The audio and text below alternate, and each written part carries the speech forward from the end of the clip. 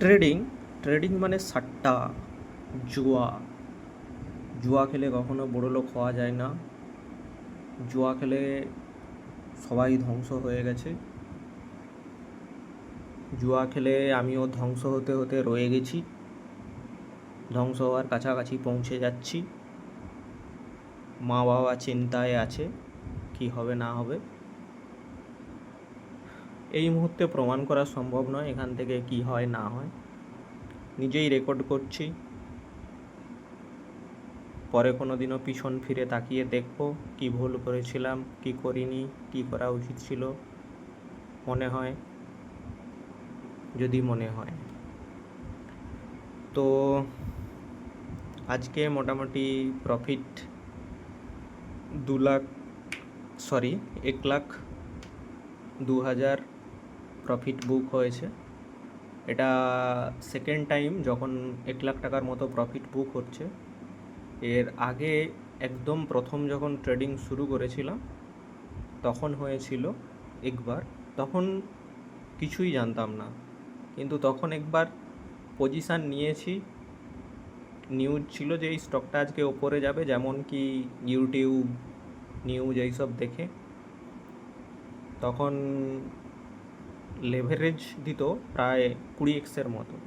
তো যেই টাকা ছিল তার 20x লাগানো যেত, মানে 5 লাখ টাকা থাকলে 1 কোটি পর্যন্ত টাকা লাগানো যেত। তো এইরকমই একবার পুরো 20x লেভারেজে টাকা লাগিয়ে দিয়েছি। লাগানোর 5-10 মিনিট পরে দেখছি যে 1,00,000 টাকা প্রফিট দেখাচ্ছে। তো সেদিন তো 1,00,000 প্রফিট বুক হয়নি, আরও বেশি পর্যন্ত গিয়েছিল। শেষে মনে হয় 70-80 মতোতে এসে বুক করেছিলাম, ঠিক মতো মনেও নেই, অনেক দিন আগের কথা। আর তো তারপরে সাইকোলজি কী হয়েছিল, নেক্সট দিন থেকে না জানি রেজিস্ট্যান্স, না জানি সাপোর্ট, তারপর থেকে নেক্সট দিন আজ যদি 1,00,000 টাকা হয় ঠিক পজিশানে স্টক নিলে কাল কেন হবে না, এই ভেবেই নেক্সট দিনও আবার 1 কোটি টাকার পজিশান নিয়ে নিয়েছি। হিসাবও করছি না কত হচ্ছে। তো তারপরের দিন দেখা গেছে প্রফিটের থেকে লস বেশি হয়ে গেছে। তো এখন আর সেই ভুলটা করার সময় নয়। এখনও হয়তো কিছু কিছু ভুল হচ্ছে, রেকটিফাই হচ্ছে, রেকর্ড করে আপলোড করে রাখছি। মেবি পরে আরও রেকটিফাই করব। তো এই বড় প্রফিটের পরে কালকে ট্রেড করাটা খুব মুশকিল ব্যাপার, কারণ এই যে আজকে 1,00,000 টাকার প্রফিট দেখে নিয়েছি, তো কাল মনে হবে যে 10,000 টাকাও যদি প্রফিট হয়, কাল মনে হবে আগের দিন 1,00,000 টাকা প্রফিট ছিল, আজকে মোটে 10,000 টাকা প্রফিট হচ্ছে। তো এই জিনিসটা কালকে ওভারকাম করতে হবে, তবেই সামনে ট্রেডিং জার্নিটা সুন্দর হবে। তো আমি যদি এলআইসি হাউসিংয়ের কথা বলি, আমার এভারেজ ছিল 562 টাকা 40 পয়সার কাছাকাছি, যেটাতে আমি নিয়েছিলাম পজিশান সেপ্টেম্বরের 2-তে। তারপরে আজকে সেপ্টেম্বরের 15 তারিখ। তো ট্রেডিং ডেজের হিসাবে আমি ওয়েট করলাম প্রায় 9 দিন। তো 9 দিন যদি আমি 10,000 টাকা করেও প্রফিট কামাতাম তো 90,000 টাকা প্রফিট হয়ে যেত। তো আজকে এই প্রফিটটা হচ্ছে, এমন নয় কি যে খুব বেশি কিছু হয়ে গেছে, কারণ যদি আমি ঠিকঠাক 10 দিন 10,000 টাকা করে প্রফিট করি তো 1,00,000 প্রফিট হবে।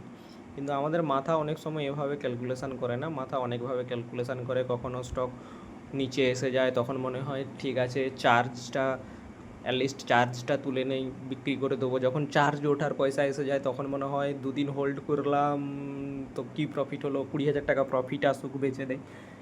নানা রকমভাবে নানা সাইকোলজি কাজ করতে থাকে।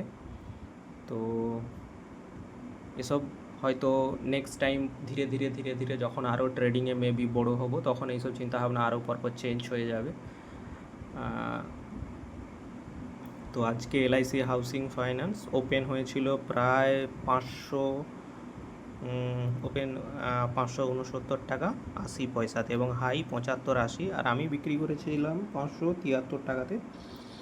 কারণ হচ্ছে মাঝখানে 74-এর থেকে এসে নিচে যায় এবং আবার যখন 73-এ আসে আমি বিক্রি করি, এবং তারই কিছু অনেকক্ষণ ধরে ওই লেভেলে ছিল, এবং তারপরে এটা আস্তে আস্তে আস্তে আস্তে অনেক 576 টাকা একবার পর্যন্ত যায়, কারণ 575-এর কাছে রেজিস্ট্যান্স আছে। 15 মিনিটের চার্টে শিফট করলে এই যে দেখা যাবে যে 73-74-এর কাছে বহুবার এসে রিজেকশান ফেস করে তারপরে একবার 75 টাকা পর্যন্ত গিয়েছিল, এবং তারপরে এই সারাদিন 73 এবং নিচে 73 এরকমই করতে থাকে। তো এখান থেকে এক্সিট নেওয়ার পরে ইউনাইটেড স্পিরিটে এন্ট্রি নিয়েছিলাম। তো অলমোস্ট লোয়ের কাছাকাছি নিয়েছিলাম। আমি যখন এন্ট্রি নেই তখন 1307 লো ছিল এবং আমি এন্ট্রি নিয়েছিলাম 1308-এ। আর এই যে চার্টটা ওপেন করি, 15 মিনিটে শিফট করি, তো আমার এই যে এন্ট্রি নীল অ্যারোটা দেখতে পাচ্ছ, এইখানে এন্ট্রি ছিল 1308 টাকায়, এবং 12-13 পর্যন্ত এসে আবার একবার এই যে 1305-এর লোটা বানায়, এবং সেখান থেকে তারপরের ক্যান্ডেলে 15 মিনিটের ক্যান্ডেলেই 21 টাকা পর্যন্ত চলে যায়, 21 টাকা 80 পয়সা। কিন্তু ওখানে আমি বুক করিনি, ভেবেছিলাম যে আর একটা দুটো বা 15 মিনিটের ক্যান্ডেল যদি এখানে স্টে করতো তো চান্স থাকতো যে আজকের ওপেনিং প্রাইস যেটা ছিল 1322 টাকা 90 পয়সা বা সামথিং, এটাকে ব্রেক করে দেয়, কিন্তু হয়নি। আবার এটা নিচে এসে যায় এবং হোল্ড করি, এবং পরের যে এই লাল এক্সিট অ্যারোটা দেখতে পাচ্ছ, এই যে 1317 টাকাতে এক্সিট করে দেই, এবং নেক্সট ক্যান্ডেলে এটা 1320 যায়। কোনো অসুবিধা নেই, আমি আমার প্রফিট বুক করে নিয়েছি, কারণ দেখে মনে হচ্ছিল যে আজকে ওপেনিং প্রাইস ক্রস করা খুব মুশকিল ব্যাপার, কিন্তু আজকে সত্যিই আর ওপেনিং প্রাইসটা ক্রস করতে পারেনি। তো আজকের দিন হিসাবে ঠিকই আছে। এই যে ওপেনিং প্রাইসটা কোথায় গেল, হাই প্রাইস 1322 টাকা 80 পয়সা, আজ আর ওই 1322 টাকা 80 পয়সা ক্রস করতে পারেনি। মেবি কালকে হাই চান্স আছে এটাতে একটা সুন্দরভাবে ট্রেড হয়ে এটা 1320-র ওপর স্টে করবে। কালকের দেখা যাবে। যদি অর্ডারটা দেখা যায়, এই যে এলআইসি হাউসিং ফাইন্যান্স এই 1573-এ সেলটা এক্সিকিউট হয়েছে, তারপরে ইউনাইটেড স্পিরিটেও ঢুকেছিলাম 1308 টাকাতে, 3200 কোয়ান্টিটি প্লেস হয়েছিল, এবং একসাথে 1317 কোয়ান্টিটিতে বিক্রি করে দেয় 1:44 মিনিটে। তো আজকে ফাইনালি এটা 1,02,000 প্রফিট হচ্ছে। একটা টাইম এমন ছিল এই প্রফিটটা দেখাচ্ছিল যখন এটা এলআইসি হাউসিং ফাইন্যান্সটা ইউনাইটেড স্পিরিটটা যখন আর একটু 3 টাকা উপরে ছিল, 17 থেকে 3 যখন 20-21 যায়, তো তখন এটা প্রায় 1,10,000-এর উপর পর্যন্ত চলে গিয়েছিল। ঠিক আছে, 1 লাখ একটা আমাদের সাইকোলজিক্যাল লেভেল থাকে যে 1 লাখ কামানোর, 1 লাখ কামানো, কিন্তু আগে প্রিভিয়াস টাইম যেদিন 1 লাখ কামিয়েছিলাম সেদিন সিঙ্গেল ডেতেই কামিয়েছিলাম, এটা সিঙ্গেল ডে নয়, এটা কিছুদিন হোল্ডিংয়ের ফল। তো যাই হোক, এই মাসে যে একটা 1 লাখ প্রফিট হয়েছে এটা অনেক মেন্টাল স্টেবিলিটি দেয়। নেক্সট আমি চেষ্টা করব কি আমার মান্থলি, এই মান্থে 1 লাখ ইনকাম হয়ে গেছে, তো তাহলে নেক্সট দিনগুলো ছোট ট্রেড করার। আমি নেক্সট আর 10 দিন নেই, তো আমি নেক্সট 2 উইক চেষ্টা করব কি ধীরে ধীরে ছোট ট্রেড করা, 10, 12, 15 এরকম ট্রেড করেও আমি যদি 5 দিনও যদি 10,000 করে 5টা ট্রেড করি তো 50,000 আসবে। তো একটা বড় ট্রেড মাসের প্রথমের দিকে একটা বড় ট্রেড পেয়ে গেলে সুবিধা হয় কি পরের দিনগুলো ট্রেড করতে খুব সুবিধা হয়।